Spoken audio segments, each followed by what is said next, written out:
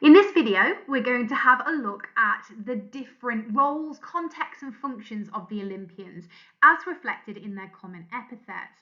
And I've underlined the second half of this, the extent to which they were thought of as separate, distinct entities, because I feel like that's the more challenging part to get our heads around. I'd just like to take this opportunity as well to thank Dr. Paul Grigsby at the University of Warwick, who's made me aware of some of the examples that I'm going to use in this revision video today, that of Pausanias and Xenophon when it comes to talking about the epithets of Zeus. By the end of this, I want us to have identified a range of common epithets for certain Olympian gods, and also to then think about the extent to which these epithets were treated as distinct and separate entities, giving you some specific evidence that you can cite in order to help you argue your case. Now, it's important at this moment just to distinguish between those epithets in a literary sense that you've been coming across in the world of the hero, Hermes the giant killer, for example, and then those that are practiced in cult. The ones we're going to talk about, the religious cult practice epithets, tend to do the following things.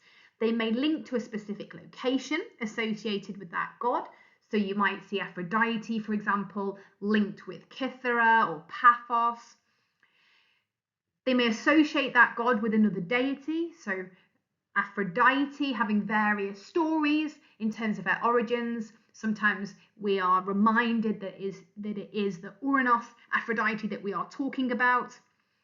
Or most commonly, what we're going to see today is that epithets are used to refer to the functions, the roles, the titles of a particular god.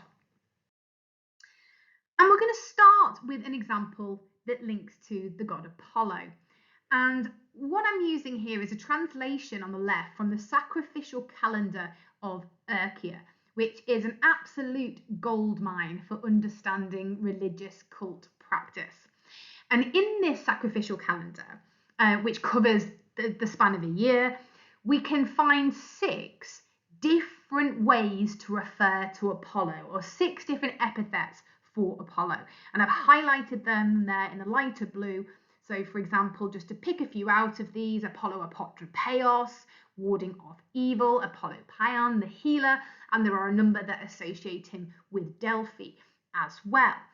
So the fact that the people of Urkia, which is a deme in Attica, I should have said, are having to worship Apollo in 6 different manners and specify that within their calendar shows that they are treating these in distinct ways.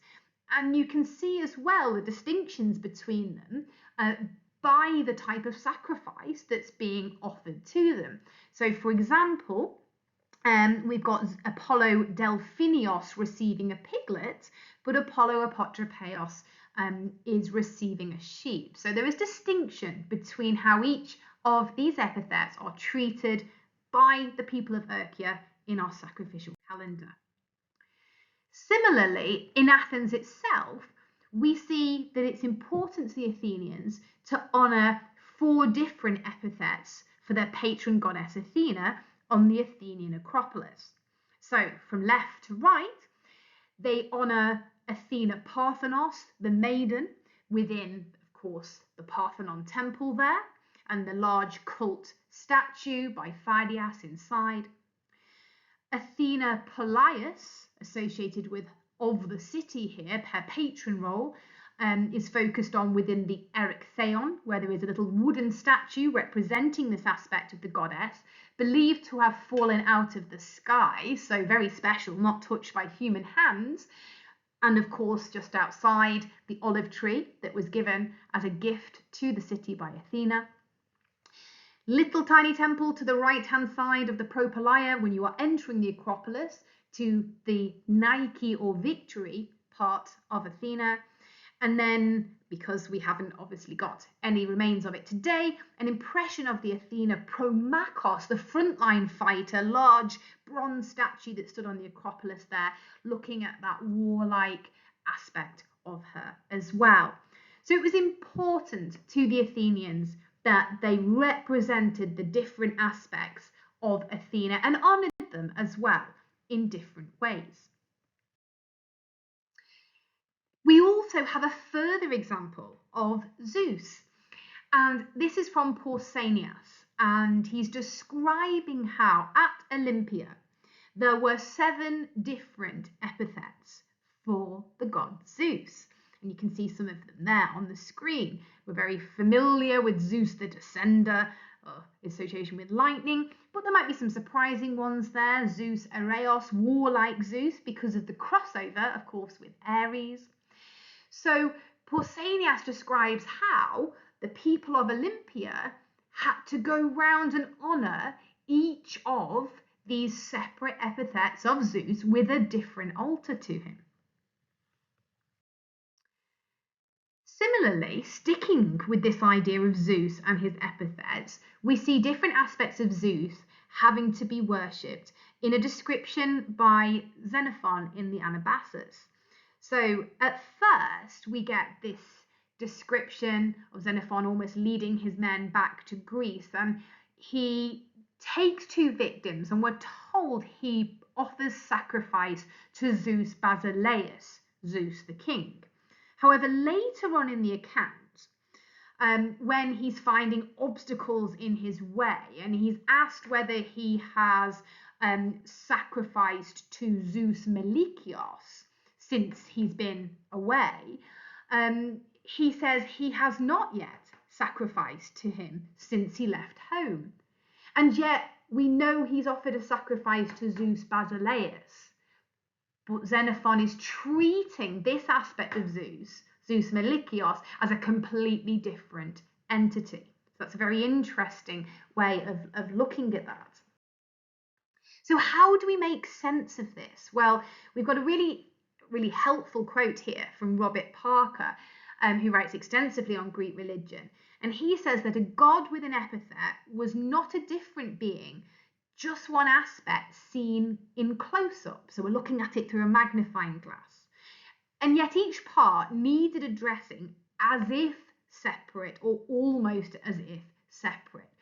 So therefore, when the people of Olympia, or visitors to the site of Olympia, I should say, are going from altar to altar to altar, they know they're all Zeus, and yet they also have to be seen to be honouring those different aspects as though they were separate. This must have proven quite difficult at times, however, for the worshippers, because there were so many different epithets for the gods that we often see that there were overlaps. So, for example, on the right-hand side, we've got a stele here, a votive relief, that is dedicated to Zeus Cassius, protector of seafarers. And he's being thanked by the dedicator for saving him from a shipwreck. This is from the Archaeological Museum in Corfu. And yet we are most often told that the god of seafarers, the god of the sea, is Poseidon. We know that this proved difficult for the Greeks to know which god to worship for a particular problem, because we see it in the evidence and in the literature. So here again, going back to Xenophon, Anabasis, we're told Xenophon went and put the question to Apollo to which of the gods he must pray and do sacrifice so that he might best accomplish his intended journey and return in safety with good fortune.